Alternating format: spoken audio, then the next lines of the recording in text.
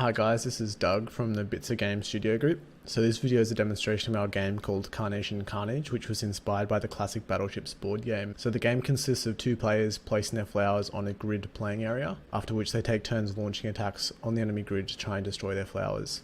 To get things started, we'll launch the Java application from Eclipse, and the first thing we see in this game is the splash screen. So when launching the game, we can see that there's no compilation errors, no syntax or logic errors from the start. And then if we proceed to click through to the main menu of the game, we can see we get a little message here just saying that we've got a slightly different version operating of JavaFX, which is okay. That's a non-critical error. Here we're presented with the main menu of Carnation Carnage.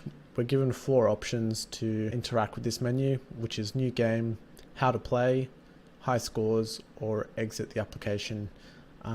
We do have some logic applied to these. For example, if we click on exit game, it'll give us a little prompt to say, are you sure you want to exit Carnation Carnage, with a yes or no prompt. So we'll just click on no for now. If we go into how to play, it gives us a nice little overview of the game concept, some instructions, and just how to play the game. So we'll return back to the main menu now. So that's the main menu and general concept of the game. What I'll do now is hand over to Isaac, and he'll be able to explain how the game setup works. Hi, I'm Isaac, and I'll be taking you through the setup of a Carnation Carnage game. The setup of the game includes 2 parts, player creation and piece placement. Player creation in Carnation Carnage is very simple. It only involves typing in 2 valid player names. Player names may be invalid if they are empty, contain spaces, or contain symbols. Once 2 valid player names have been entered, the players may progress to piece placement. Piece placement involves dragging and dropping your pieces onto the board. Pieces can be rotated with the right mouse button and must be placed on the board and not overlapping other pieces. If any part of the piece is off the board or overlaps, it is sent back to its original starting position. Once all pieces have been validly placed, the done button is clicked and it moves on to the second player's turn. Which player goes first out of the 2 names entered is randomly selected so as to prevent a bias. After all pieces have been placed validly and both players have clicked done, we progress to the in-game screen. This is William from BITSa Game Studio. In the gameplay screen, each player will take turns to make their shot by selecting a cell and pressing fire button on the right hand side of the screen.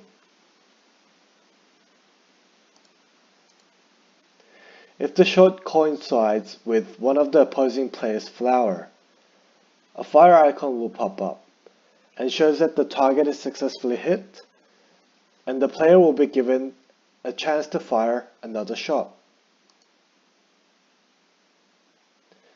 As a game helper, on the bottom of the screen we see a full set of flowers. Let's say if a full piece of a flower is hit, the corresponding piece on the bottom will turn grey to represent the piece is now fully destroyed.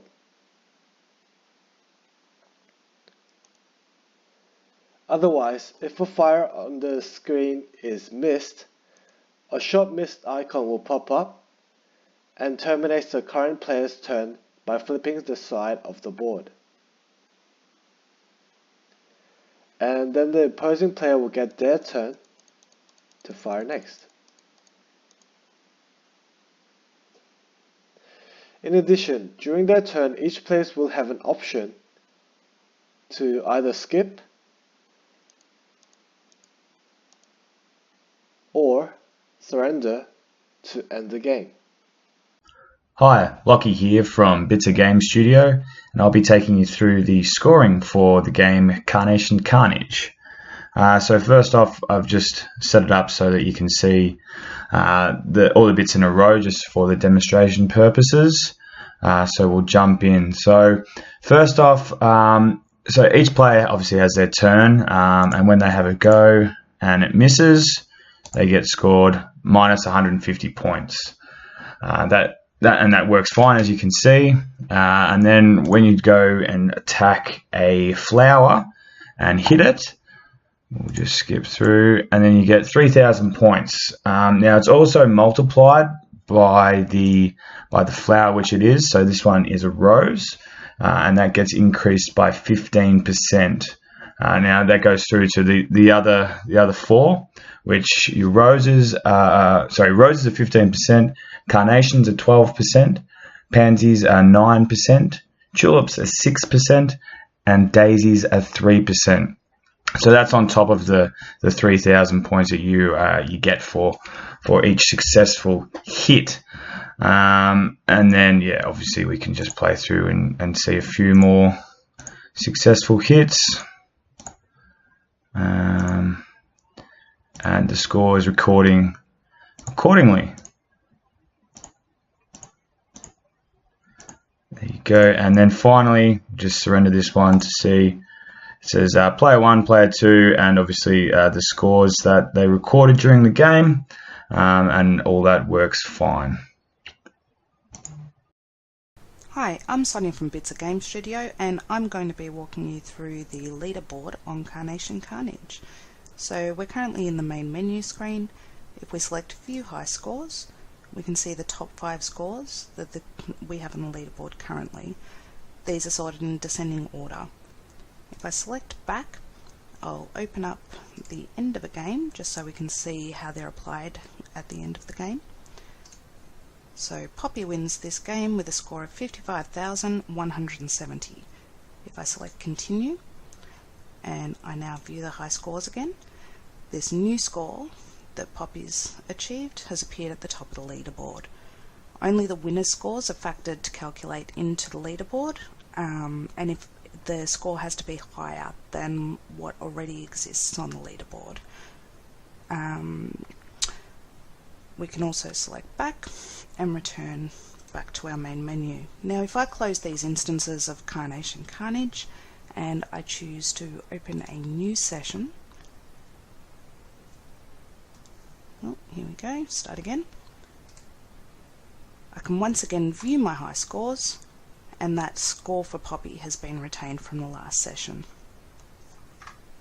Hi, I'm Karina from BITSa Game Studio, and today I'm going to be walking you through our 6th feature of Carnation Carnage, and that is the ability to show or hide the board when switching player. So for demonstration purposes, I've created 2 players, Eric and Bob, and as you can see here, Eric's pieces are all in the top left-hand corner of the board. To show this feature, as you can see, his pieces are clearly visible. We go over here to the right and there's a button that says show or hide board. Clicking on this hides Eric's board. Clicking on it again shows his pieces. And so if we switch over to the next player, which is Bob, you can see here his pieces are hidden when switching. We'll go over here to the show or hide board and you can see his pieces are all here in the bottom right of the board. Click on it again and the pieces are gone. And if we were to switch back to Eric, his pieces are now hidden. Click on Show Hide Board, his pieces are visible. We're creating this feature for the ability to play a local 2-player game. And that way you can hide the pieces when switching controls, and there's no ability to cheat because you can't see the opposing player's pieces. In testing this feature, we tested the button to make sure that it was all working correctly. We then switched players and ensure that their pieces were hidden at the beginning. Click on Show Hide Board again. Make sure his pieces are in the correct place. So this is Bob's turn and his pieces are in the bottom right. Click on Show Hide Board. That all functions correctly without errors. And if we switch back to Eric's board, if we click back on the Show Hide Board, his pieces should be in the top left-hand side, which they are, so we can verify that this is working correctly. That's all there is to this feature, and thank you very much for watching our video, and we look forward to you playing our game Carnation Carnage.